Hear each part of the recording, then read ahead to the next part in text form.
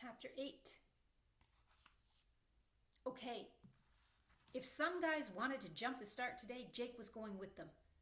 This was it. He was ready. He was focused. He didn't even bother looking to see where Spencer was in the lineup. He moved right at the gun and got out front early. No one would pass him today, no one. This was his race. He had to give it his all. He ignored the ache in his gut. He ignored the fire in his chest. Be tough, he told himself. Be tough.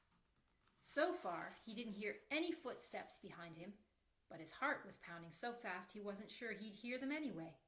He wiped the sweat from his face and kept putting one foot in front of the other. Don't let up. Don't let up. Up the hill, through the trees. Watch out for low branches. One foot in front of the other. Down the hill, along the creek. His stomach clenched. His leg muscles strained and stretched. Never mind. Be tough. One foot in front of the other. Push. Harder. Push. Harder. His fingers tingled. His feet were numb. It hurt to breathe. He pounded across the flat stretches. He forced himself up the hills. Don't let up. Don't slow down. Up. Down. Steady. Steady. Focus. Keep running. Look ahead. Keep running. Look ahead. Don't think about anything else but putting one foot in front of the other. Finally, Jake could see the bridge. His vision started to swim and things began to float around. There were little stars dancing in front of him. Dig. Dig. Up the hill. One foot in front of the other. One foot in front of the other until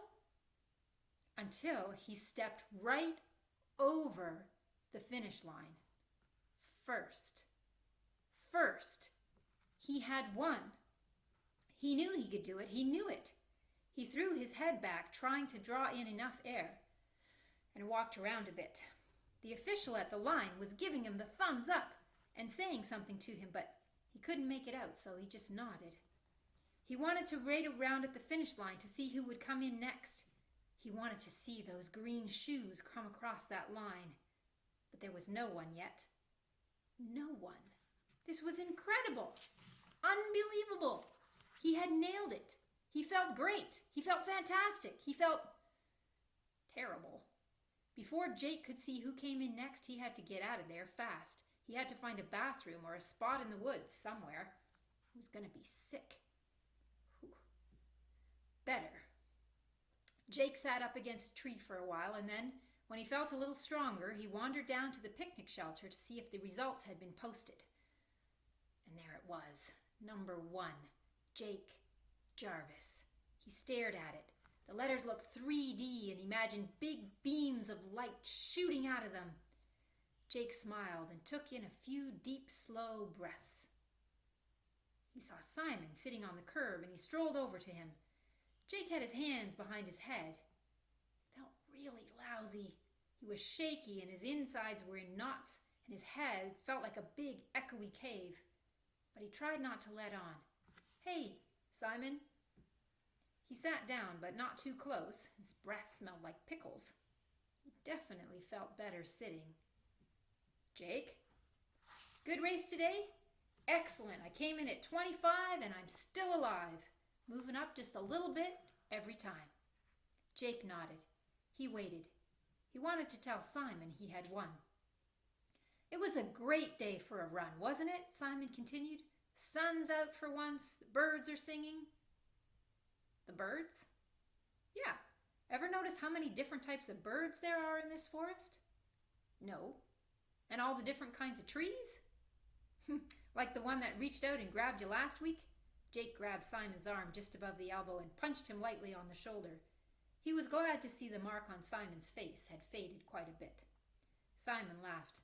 It was a sugar maple, I think, but I'm going out on a limb there.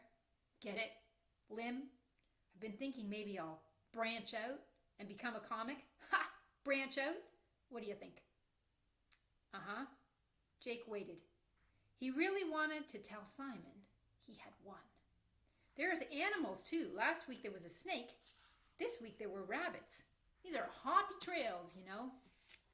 Jake was getting impatient. I'm not here to look at the wildlife, Simon. I'm focused on the finish line.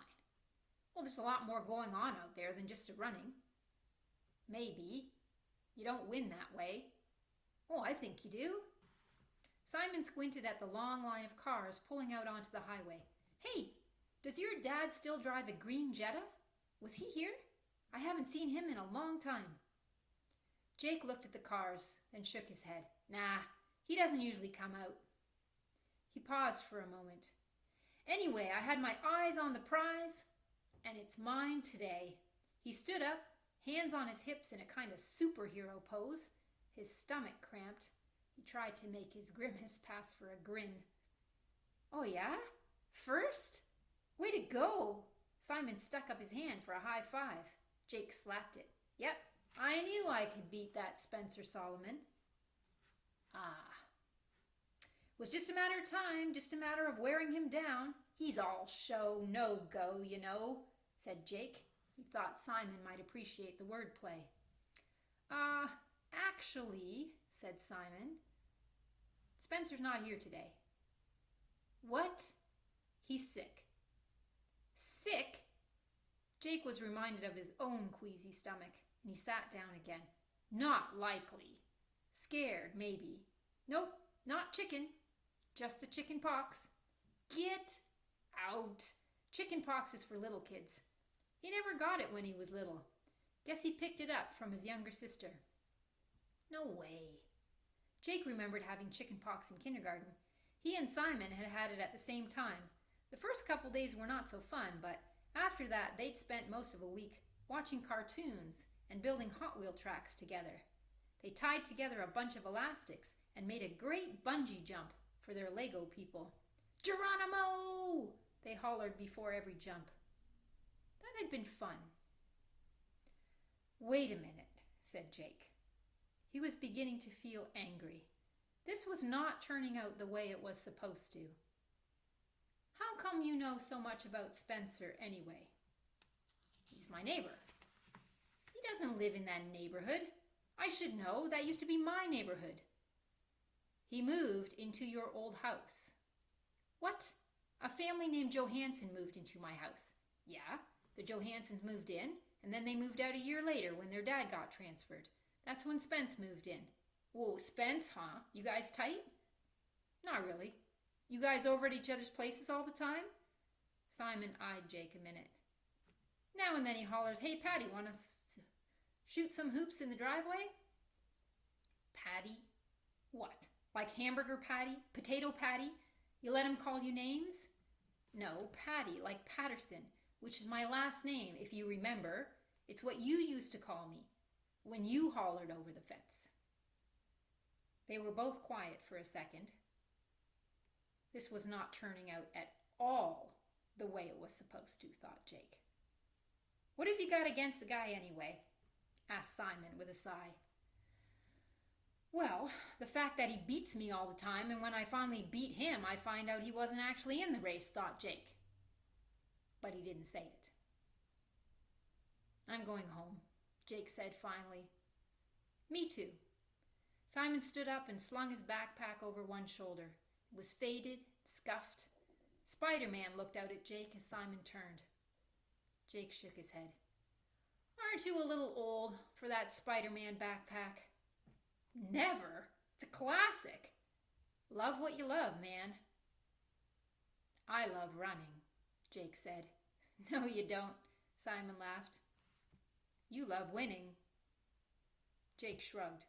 Is there a problem with winning, he asked. Isn't that the whole idea? Simon smiled a little sadly. Good run today, Jake. See you later. Yeah. As Jake passed the results board, he saw his name again at number 1, but the 3D effect and the beams of light, they seemed to have vanished.